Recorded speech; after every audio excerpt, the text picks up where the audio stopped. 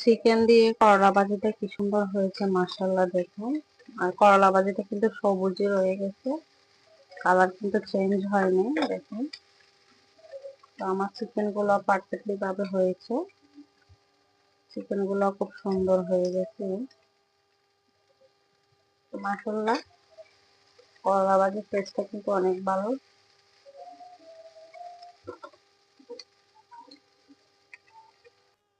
ধোয়া উঠতেছে, এই করলা ভাজিটা দিয়ে কিন্তু গরম গরম ভাত খেতে কিন্তু খুব টেস্ট লাগবে। আর চিকেন যদি কামড়ে পড়ে তাহলে তো আরো ভালো লাগবে। দেখুন ভাজিটা মাশাআল্লাহ অনেক সুন্দর হয়েছে। ভালো লাগলে লাইক কমেন্ট দিয়ে পাশে থাকবেন। আসসালামু আলাইকুম, আশা করি সবাই ভালো আছেন, আমিও ভালো আছি। তো আমি জানি না চিকেন দিয়ে করলা ভাজি কখনো খেয়েছেন কিনা। আমি চিকেন দিয়ে করলা ভাজিটা করব। তার জন্য আমি ফার্স্টে দিয়ে দিলাম পেঁয়াজ, তারপর দিয়ে দিলাম পরিমাণ মতো তেল। এখন আমি একসাথে চিকেন গুলা দিয়ে ভালো করে ভাজি করে নিব, কারণ চিকেন গুলা আগে থেকে দিতে হবে, না কাঁচা কাঁচা ফ্লেভার ভালো লাগবে না। তো চিকেন গুলো আমি পেঁয়াজের সাথে দিয়ে দিয়েছি, সুন্দর করে এবার ভাজি করে নিব। আর এইভাবে যদি করলা ভাজিটা আপনাদের কাছে ভালো লাগে, অবশ্যই আপনারা বাসায় ট্রাই করবেন।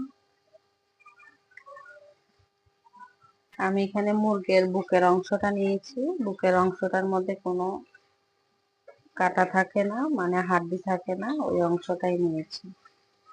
যেহেতু এখানে চিকেন দিয়েছি, এখানে আমি গরম মশলার গুঁড়া মানে এখন জিরার গুঁড়াটা দিয়ে দিলাম, ধনিয়ার গুঁড়াটাও দিয়ে দিয়েছি, আমার স্বাদ মতো লবণটাও দিয়ে দিলাম।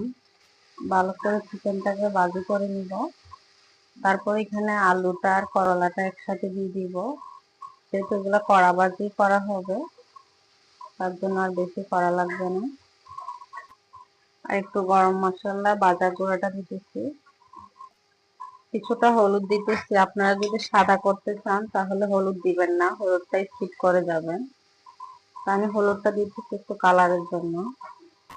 একটু রসুন বাটা দিয়ে দিলাম। চিকেনটার মধ্যে এখন আমি আলুটা দিয়ে দিলাম। আলুটা দেওয়ার পরে আমি এখানে যে করলাটা কিন্তু আমি এখন কাটিনি, করলাটা আমি ডিপ ফ্রিজে রেখে দিয়েছিলাম, কারণ একসাথে 1 কেজি করলা আনছিলাম, খাওয়া হবে না জানি।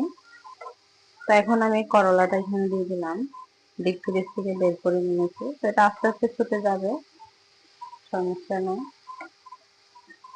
তো একসাথে এগুলো হবে, আমি এখন ঢাকনা দিয়ে রেখে দিই।